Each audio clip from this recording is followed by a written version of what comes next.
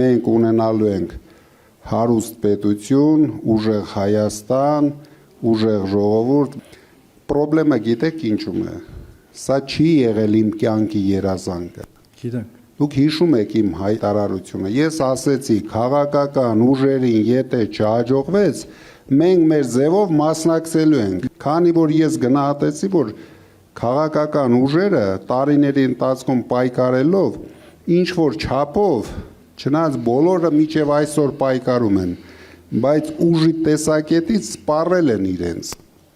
Չկա այն ուժը, որ այդպես անի ու վերջացնի։ Հիմա մենք ձեզ հետ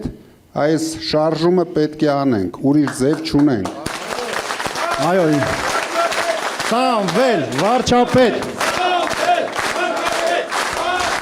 Եվ դուք մի պատկերացրեք, եթե մենք մեր ձևով չմասնակցենք հիմա։ Ու պատկերացրեք, ինչ է կատարվելու։ Ինքը գնալու է նստի,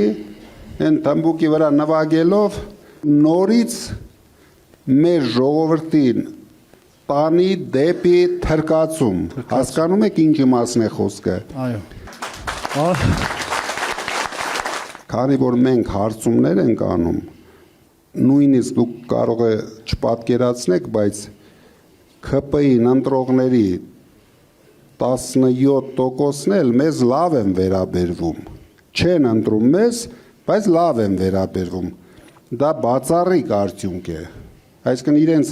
2/3-ը ժողովրդի, ով իրենց ընտրում է, մեզ լավ վերաբերվում է, բայց չի ընտրում։ Իսկ գիտեք ինչ չի ընտրում, որովհետև մարդը շատ դժվար է ընդունում, որ ինքը սխալվել է, ինքը միշտ ուզում է համոզի, որ չէ, ինքը ճիշտ է արել։ Հետո հասկանում եք, այս տղան սահման չունի, ինքը դուրս է գալիս, իմ տարիքի մարդիկ երևի կհիշեն, մեր գյուղերում դες զբաղմունք չկար, մենք բոլորս, դուք երևի կհիշեք, ամեն տարի սպասում էինք, որ գյուղում գա այդ լարախաղացները, հիշում եք, չէ?